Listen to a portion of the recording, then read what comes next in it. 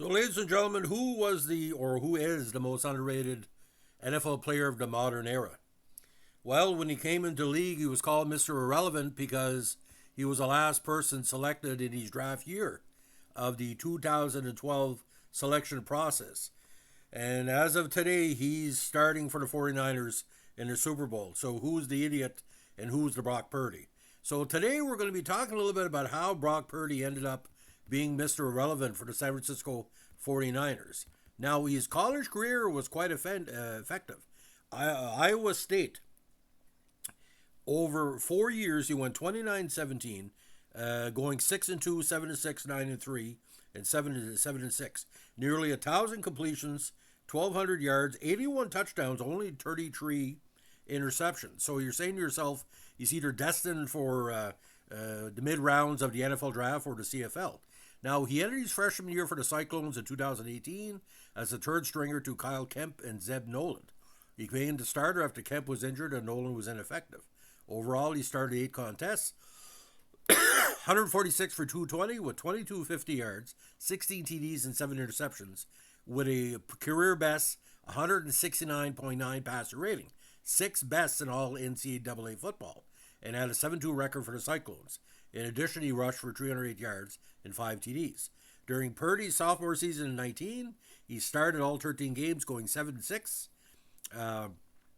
including a big game against Louisiana Monroe, where he had 510 total yards. They had lost 42-21 to number 9 Oklahoma Sooners that year and had a big win over Kansas. He also led the Big 12 Conference in passing yards with 39.82, was third in total touchdowns, 27 in passing, which broke George Adamson's 41-year-old school record of 24 total touchdowns. Junior year was less flashy stats, even though Brees Hall and himself led the Cyclones a 9-3 record. Now he won the Fiesta Bowl. He passed and rushed for a touchdown in a 34-17 win over Oregon. Now, in his senior year, Purdy and Hall again led the Cyclones a 7-6 record, highlighted by 307 yards and 2 TDs in a big victory, 24-21, over number 8 Oklahoma State. Purdy also had 356 yards and 3 TDs against Texas Tech. Now, he ended his time at Iowa State as a 3-time All-Big 12 quarterback, holding 32 school records, including career pass attempts, completions, percentage, yards in both passing and total touchdowns, with 81 and 100 respectively. His 14 games with 300-plus passing yards was nearly triple the previous school record of 5 by Brett Meyer. Purdy's 4 years at Iowa State corresponded with the first time the school's football program had seen 4 consecutive winning seasons since 1923-27.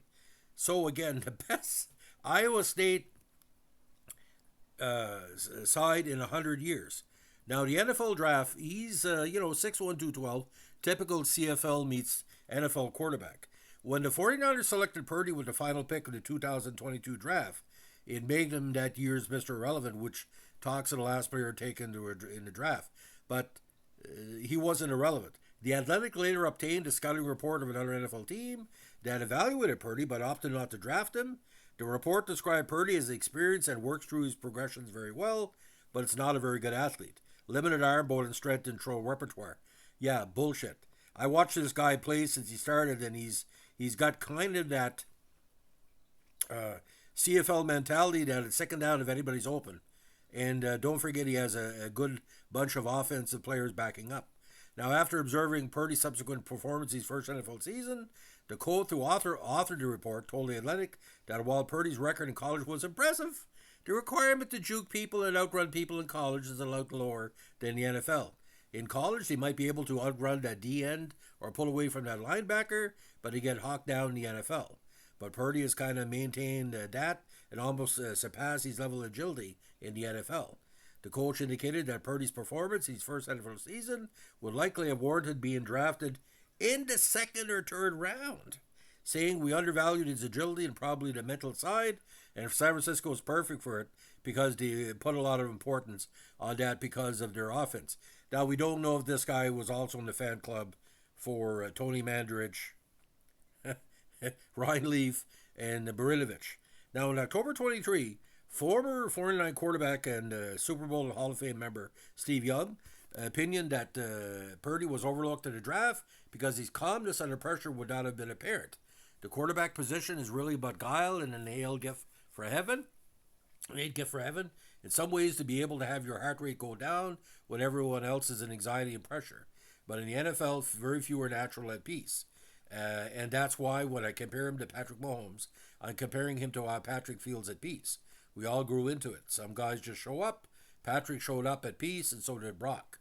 The draft doesn't understand that thing. What he's talking about, you got to be calm to go. But the factor was Garoppolo and Trey Lance were battling for number one. And when Garoppolo suffered a big injury, it gave Purdy the Don Strock type of chance to go in. So in these 2 seasons with San Francisco, 17-4, ladies and gentlemen, he went undefeated, and of course 4-1 in the postseason. He is going to be a great player in the league for a number of years. But here's the NFL records he holds. He's the first Mr. Irrelevant to throw a TD pass in a regular season game. He is the second quarterback in NFL history to record a passer rating of 115 or greater in his first 2 starts after Aaron Rodgers. TDs in NFL so far, 49 with only 16 picks. He's the first quarterback in NFL history to win his first 6 career starts and throw at least 2 touchdown passes in each of his starts. He's the first quarterback in NFL history to register a passer rating of 95 or higher in each of his first 6 career starts. He's tied for the most games with a passer rating over 140 in a season, 4 alongside Rodgers, Brady, Johnson, Staubach, and Jackie Lee. He's tied for most games with a passer rater over 130 in the season with Aaron Rodgers, Ryan Tannehill, Russell Wilson, and Tony Romo. Now, he's the lowest drafted quarterback to start and win a playoff game, the first rookie quarterback since the AFL-NFL merger to throw over 200 yards in consecutive NFL postseason games. He's the third rookie quarterback to win 2 playoff games, tied with Joe Flacco and Mr. Bum, Mark Sanchez. Now, I take this as the 2 reasons he's does so well. He's a Christian, and he grew up as a Miami Dolphins fan and wears number 13 in honor of Dan Marino. So he's channeling the Lord, our God, and one of the gods of NFL. So you tell me. So ladies and gentlemen, that's a little bit of history of Mr. Irrelevant. And I've been covering the NFL over 40 years. I'm so impressed with this guy. And knowing him and Patrick Mahomes are going to improve and have more success down the road. No, this is not a Taylor Swift cheap hit podcast. The Chiefs have a good team. Patrick Mahomes lead it. They got a good balanced team. I even like Kelsey because I like my fat tight ends. I'm not even a gay man. I like my fat tight ends. But Purdy impressed me from moment one. And he asked him. He said, "What does it feel to be Mr. Irrelevant?" He said, "I don't feel anything because God has given us a great opportunity. I'm going to take it." And ladies and gentlemen, he is a folk hero waiting. If he wins today, nobody's going to remember Taylor Swift and the bullshit of flying for Japan. They're going to say Mr. Irrelevant is now Mr. World Champion. And I'm telling you something, I'm doing this before the game starts. I think the 49ers are going to win. And as a Dallas fan, I don't underrate the 49ers at all because they've messed us up over the years. So if Steve Young says so and I say so, Steve Young tells the truth, and so do I. And Purdy is pretty good. He's pretty good, as we say. By the way, new term. He's pretty great. He's pretty great. Have a good one. Bye.